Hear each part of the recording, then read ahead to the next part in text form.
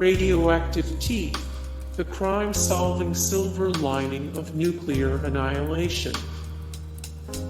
Radioactive teeth, the crime-solving silver lining of nuclear annihilation.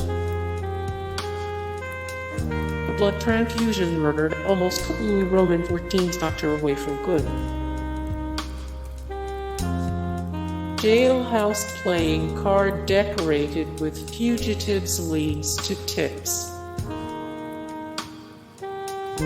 Jerome Caminada, the IRL Sherlock Holmes, and the ghost in the machine.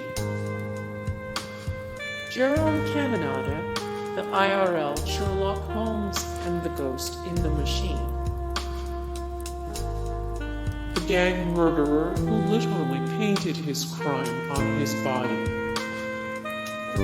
The gang murderer who literally painted his crime on his body.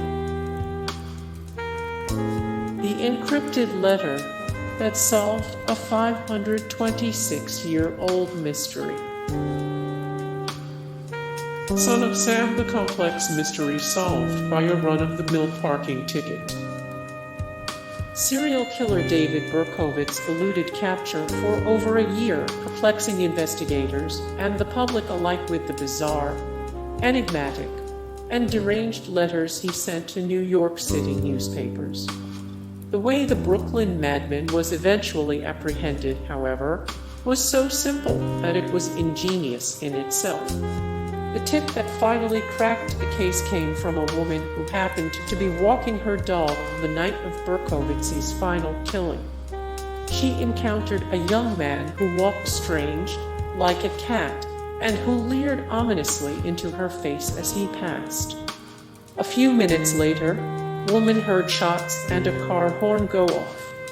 She called police and described her encounter, adding that she'd seen a cream-colored car near the murder scene that had been illegally parked. Berkowitz had apparently been using his own registered vehicle as his regular getaway car, so in the end, he was caught simply by virtue of the parking ticket he'd acquired that night. On it was his home address. Contact lenses help detectives see murderer more clearly. What happens to contact lenses when they are in the eyes of a corpse? It's not a question many people have pondered, but one particularly savvy North Carolina detective named Charles Soule did, and his morbid speculation made all the difference. In 2005, 26-year-old Janet Abaroa was stabbed to death as her young child slept nearby. Her husband Reagan's alibi that he'd been out playing soccer and had come home to find her body didn't sit well with investigators. Soule was haunted by one detail. In particular, no one could find Janet's contact lenses. Raven Abaroa claimed that his wife had been in bed watching TV when he'd left for his game. The only problem was that Janet usually took out her lenses before getting into bed. On a hunch, Soule called an ophthalmologist to find out if it would still be possible to identify contact lenses from a body that had been exhumed after 5 years. The doctor replied that the lenses would likely have disintegrated, but that it was worth a shot.